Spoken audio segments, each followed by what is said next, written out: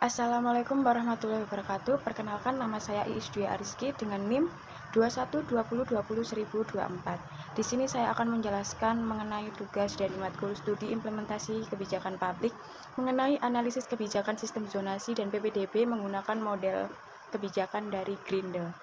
Sebelum lanjut ke isi kebijakan, saya akan menjelaskan apa sih tujuan dilakukannya zonasi dan juga PPDB di sekolah ini. Yang pertama yaitu untuk pemerataan akses pendidikan. Yang kedua, mencegah penumpukan di sekolah-sekolah favorit. Yang ketiga yaitu peningkatan mutu pendidikan. Dan yang terakhir yaitu memperkuat peran serta orang tua dalam pendidikan anak. Selanjutnya ke isi kebijakan. Poin pertama yaitu ada kepentingan apa sih yang terpengaruhi oleh kebijakan tersebut. Yang pertama ada peserta didik, yang mana kepentingan yang dapat terpengaruhi yaitu tentang aksesibilitas, kualitas pendidikan, dan juga persaingan. Yang kedua ada orang tua, yaitu pilihan sekolah dan juga keadilan dalam akses pendidikan anak. Yang ketiga ada sekolah, yang mana di sini yang terpengaruhi yaitu komposisi siswa, beban kerja guru, dan juga otonomi sekolah. Yang keempat ada pemerintah, yaitu perataan pendidikan, stabilitas sosial, dan juga efisiensi anggaran. Dan yang terakhir ada masyarakat luas, yaitu keadilan sosial dan juga kualitas generasi muda.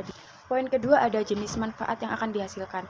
Jadi manfaat yang dihasilkan dari sistem kebijakan zonasi dan juga PPDB ini adalah yaitu yang pertama adanya pemerataan akses di tingkat pendidikan, yang kedua pengurangan beban psikologis, yang ketiga peningkatan kualitas pendidikan, dan yang keempat pembentukan komunitas di sekolah. Lalu poin ketiga ini ada derajat perubahan yang diinginkan. Jadi derajat perubahan apa sih yang diinginkan dalam kebijakan sistem zonasi dan PPDB ini? Yang pertama yaitu perubahan pola pendaftaran, yang mana proses PPDB ini menjadi lebih terstruktur. Yang kedua proses perubahan komposisi siswa, yang ketiga perubahan peran sekolah, yang keempat perubahan peran orang tua, dan yang kelima pemerataan akses pendidikan. Kemudian pada poin keempat ini ada kedudukan pembuat kebijakan. Siapa sih pembuat kebijakan? Yang tentunya yang pertama di tingkat atas pasti ada pemerintah pusat, kemudian diturunkan ke pemerintah daerah dan juga Kementerian Pendidikan. Selanjutnya pada poin kelima yaitu siapa sih pelaksana program tersebut. Jadi pelaksana program kebijakan sistem zonasi dan juga PPDB yang pertama tentunya Dinas Pendidikan sebagai lembaga yang melaksanakan kebijakan. Yang kedua ada pihak sekolah sebagai lembaga yang menerapkan sistem zonasi tersebut. Kemudian ada komite sekolah yang terlibat dalam proses penerimaan dan juga transparansi. Dan yang terakhir pada poin keenam yaitu sumber daya yang dikerahkan. Jadi ada tiga. Yang pertama sumber daya manusia, itu terdiri dari guru, tenaga administrasi, dan juga dinas pendidikan. Yang kedua ada sumber daya finansial, yaitu terdapat anggaran untuk sosialisasi, pelatihan, dan juga fasilitas untuk mendukung kebijakan.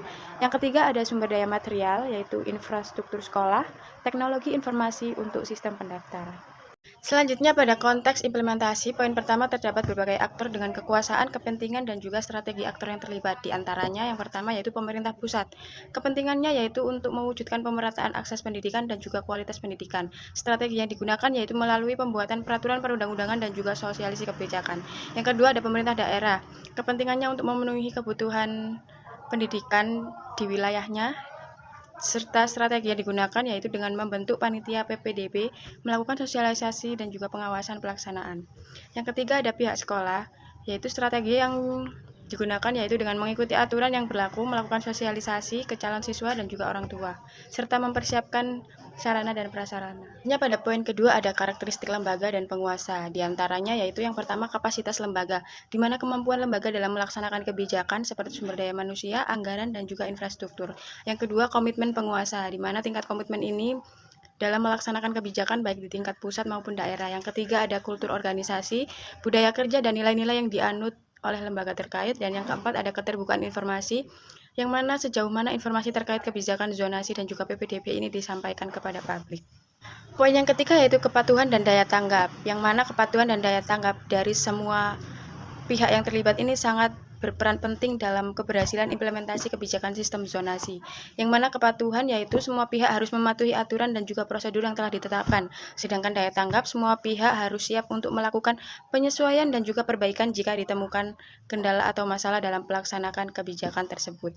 Maka rendahnya kepatuhan dan daya tanggap dapat menghambat tercapainya tujuan dari kebijakan zonasi.